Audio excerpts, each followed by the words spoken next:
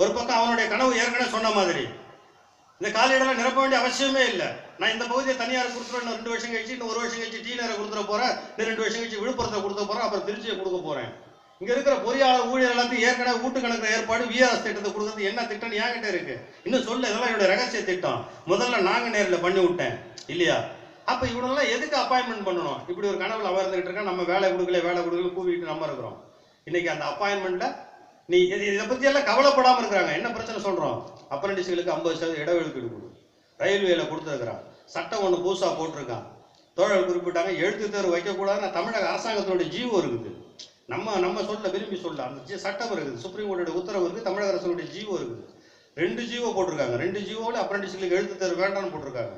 அதுக்கு மீறி எழுத்து தேர்வு அவங்களுக்கு எதுக்கு வைக்கிறீங்க? அப்ரண்டிஸ்க்கு எதுக்கு வைக்கிறீங்க? மற்றவங்களுக்கு நீங்க வைங்க, எப்படி வேணா ரெகுலேட் பண்ணுங்க. இந்த கடந்த அப்பாயின்மெண்ட் 2014 வரைக்கும் அப்ரண்டிஸ் அத்தனை பேருக்கு இன்டர்வியூ கூப்பிட்டான். 1:5க்கு எம்ப்ளாய்மெண்ட்ல இருந்து கேட்பான். எம்ப்ளாய்மெண்ட்ல இருந்து வர்ற ஆள் எல்லாம் சீனியரா இருப்பான். 10 வருஷம் 5 வருஷம் முன்னாடி டிப்ளமோ முடிச்சோம், பிஇ முடிச்சோம், ஐடி முடிச்சோம் வருவான்.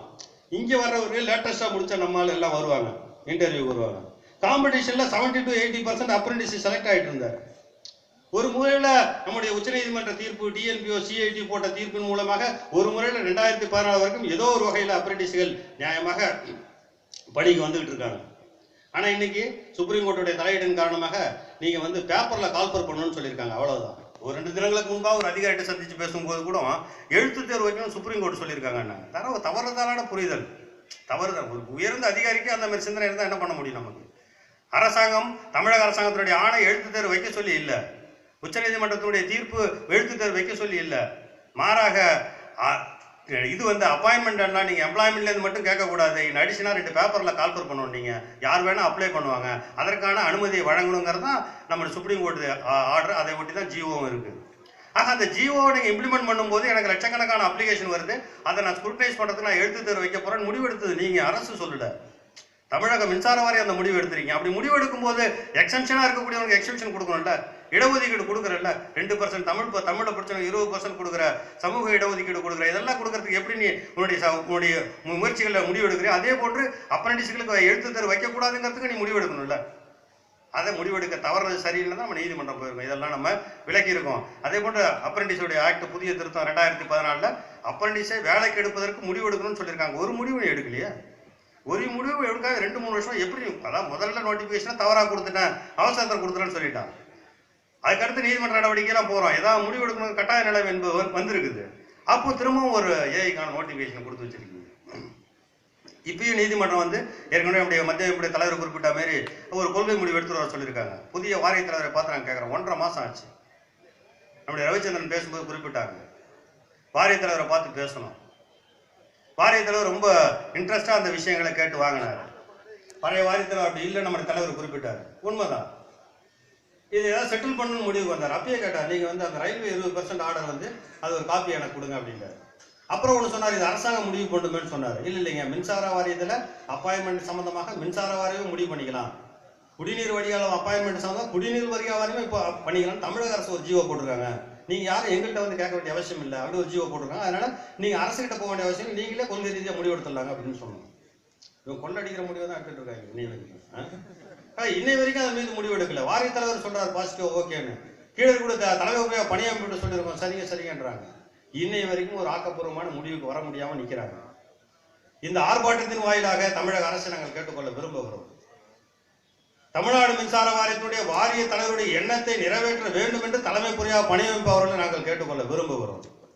நீங்க இன்னைக்கு பேசும்போது சொல்லியிருக்கீங்க, இன்னும் ஒரு வார காலத்துல ஒரு விரிவான பேச்சுவார்த்தைக்கு ஏற்பாடு பண்ணி நாம இந்த கோரிக்கை சமமா எழுதிப்படுத்தலாம்னு சொல்லியிருக்கீங்க. துண்டறிக்கையை முழுமையா படிச்சுட்டு எல்லாம் நல்ல கோரிக்கைங்க, எல்லாம் தீர்வு காணக்கூடிய கோரிக்கை தாங்க, நம்ம பேசி பண்ணலாங்க அப்படின்னு நீங்க சொல்லியிருக்கீங்க. நாங்கள் உண்மையிலே வரவேற்கிறோம். பேசி முடியும். இந்த அப்பாயின்மெண்ட் சம்பந்தமான விஷயங்கள்ல ஒரு நல்ல முடிவு எடுக்கும். தோழர்கள் சொன்னாங்க, அண்ணா யூனிவர்சிட்டி படு கேவலமாக இன்னைக்கு விளம்பரப்படுத்தப்பட்டிருக்கு. முறைகளுடைய மொத்த உருவமே அண்ணா யூனிவர்சிட்டின்னு சொல்லியிருக்காங்க. அவங்கிட்ட போய் எழுத்து தருவோம். நீங்க இன்னொரு வாட்டி கொடுக்கலாமா? ஏற்கனவே எங்களுடைய கேஸ் நாங்கள் மதுரை ஹைகோர்ட்ல பெண்டிங் இருக்கு. போன ரெக்ரூட்மெண்ட்டே டிரான்ஸ்பரன்சியா இல்லைங்கிற வழக்கு பெண்டிங் இருக்கு.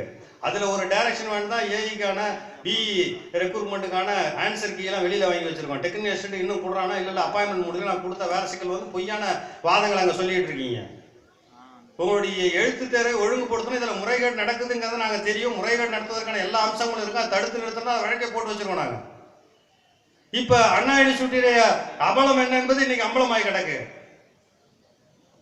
போன ரெக்ரூட்மெண்ட்ல இங்க இருக்கக்கூடிய அதிகாரி எத்தனை பேர் மாட்ட போறீங்கன்னு தெரியாது. அந்த மதுரையுடைய வழக்கு இறுதி கட்டத்திற்கு வரும்போது அதனுடைய விஷயங்கள் எல்லாம் அம்பலப்படும் போது இது நடந்த முறைகேடுகள் ஏதோ நடந்திருக்கும் என்று சொன்னால் அது வெளிவரும்போது எத்தனை பேர் மாட்டுவீர்கள் என்று சொல்ல முடியாது. ஓய்வு பெற்று சென்றிருக்கக்கூடிய தலைமை பொறியாளர்லாம் இந்த விஷயத்துக்கு பதில் சொல்ல வேண்டிய அவசியம் கட்டாயம் வந்து நிற்கும். அடுத்த அப்பாயின்மெண்ட் நீங்க அங்க போகணுமா கேட்டோம். எதுக்காக இந்த எழுத்து வச்சிருக்க எல்லாருக்கும் முறைகளை நடத்தக்கூடிய வாய்ப்பை இந்த சமாளிக்க முடியாத உன்னுடைய நியாயமா நடத்த முடியாத வாய்ப்பே இல்லாத இந்த எழுத்து நடவை கைவிட்டுரு. கடந்த முறையை போட்டு 1,00,000 பேர் ஆன்லைன்ல அப்ளை பண்ணா உடைய மார்க் அத்தனை நீ சிஸ்டத்துல ஏத்து. டாப் 5 இருக்கக்கூடிய மார்க் அத்தனை பேர் நீ இன்டர்வியூ கூட அப்ரெண்டிஸ் இன்டர்வியூ கூட்டு. அது என்ன ஏற்கனவே டைரக்ஷன் கூட்டு ஒரு நியாயமான பணி நியமனத்தை நடத்து. வெளிப்படைத்தன்மையான பணி நியமனத்தை நடத்து. மீண்டும் எழுத்து தேர்வு என்ற சிக்கலில் போய் மாட்டி ஊழல் முறைகேட்டுக்கு இப்ப இருக்கக்கூடிய அதிகாரிகள் உட்பட எதிர்காலத்தில் பதில் சொல்ல வேண்டிய கட்டாய நிலைக்கு நீங்கள் செல்ல வேண்டாம். அண்ணா யூனிவர்சிட்டி போன்ற முறைகேடான நிறுவனங்களுக்கு நம்முடைய பணி நியமன வாய்ப்பை நீங்கள் அளிக்க கூடாது என்று இந்த ஆர்ப்பாட்டத்தின் வாயிலாக நாங்கள் வலியுறுத்தி கேட்டுக்கொள்ள விரும்புகிறோம். மின்சார வாரியத்தில் அனல் மின் நிலையத்தையே ஊத்தி மூடிலாம் காலி பண்ணலான்னு ஒரு எண்ணத்தோடு ஒரு திட்டம்